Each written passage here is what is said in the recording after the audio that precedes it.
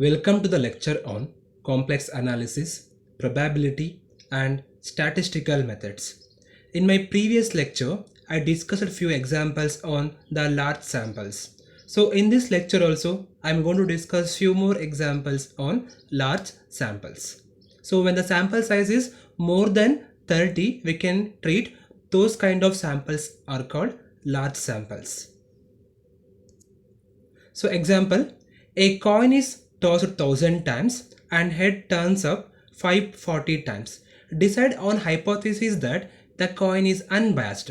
So let us suppose that I am taking the null hypothesis like the coin is unbiased here. So when a coin is tossing one time, the probability of getting head in a single toss is 1 by 2. So if if p is equal to 1 by 2, q will be 1 by 2. So since the coin is tossing 1000 times, the value of n will be 1000 here. So now the expected number of heads in 1000 toss is given by n into p. So that is 1000 into 1 by 2. So since n is equal to 1000, we are having p is equal to 1 by 2. I'll be getting 500 is the value of mean here.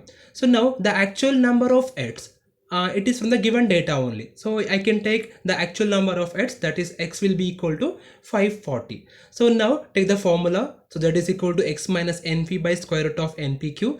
If I replace all these values in this equation, the value will be like 540 minus 500 divided by square root of 1 by 2 into 1 by 2 at 1000. So this value will be equal to the 2.53, which is less than of 2.52 at 1% level of significance of the two-tailed test. So hence I can conclude that the coin is an unbiased coin. Example number 2. In 324 throws of a 6-faced die, an odd number turned up 181 times. It is reasonable to think that the die is unbiased one. So now first let me take the null hypothesis. So let us suppose that the die is unbiased one. So this is a null hypothesis what I am going to assume here. So now let p be the probability of getting odd number, that is 3 by 6, it will be equal to 1 by 2.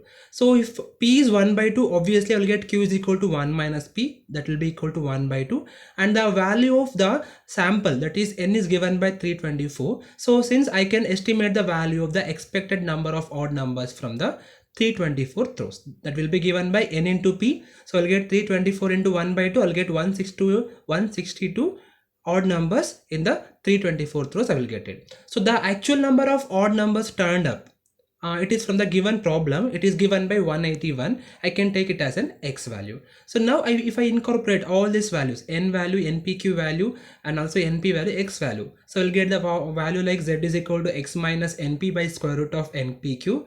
It will be equal to 181 minus 162 divided by square root of 324 into 1 by 2 into 1 by 2. I got the value like 2.11, which is less than of 2.58. So again at the 1% level of significance for the two-tailed test, I can say that the die is an unbiased one. So hence I can accept the null hypothesis for this problem also. Next example, the result extracts are revealed that in a certain school over a period of 5 years, 725 students has passed and 615 students had failed. So test the hypothesis that the success and failure are in equal proportions.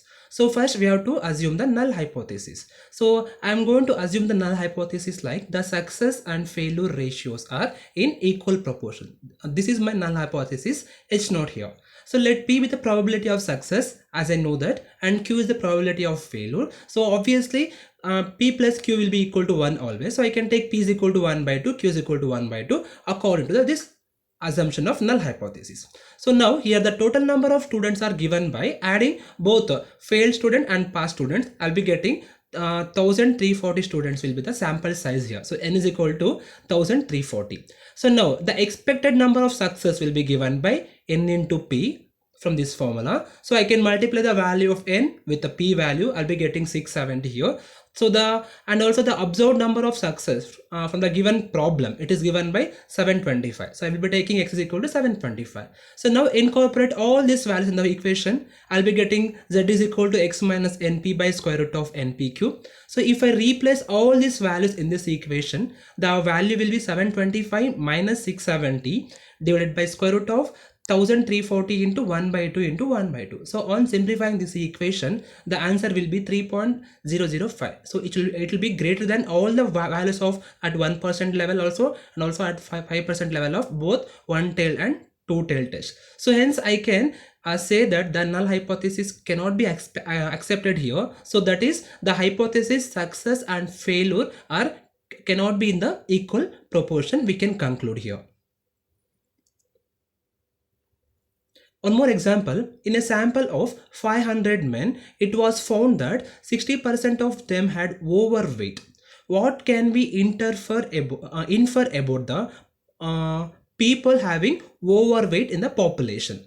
So first let me take what is P here. So since here we have to find the confidence limit, we have to find according to the problem only, it will be like we have to find the confidence limit at what percent it is varying the overweight people. So the since I'm taking the value of P like probability of persons having overweight, that is P is equal to 60. So so since they are given 60% here, I'm taking 60 divided by 100, it will be equal to 0.6. I will get it. So since P is equal to 0.6, I'll be having the value of Q is equal to 1 minus P, that is 0.4. And since we are having the 500 people here, the value of N will be equal to 500. So now the formula for probable limits is given by P plus or minus 2.58 into square root of P cube by N. So it will be equal to 0.6 plus or minus 2.58 into square root of 0.6 into 0.4 divided by 500.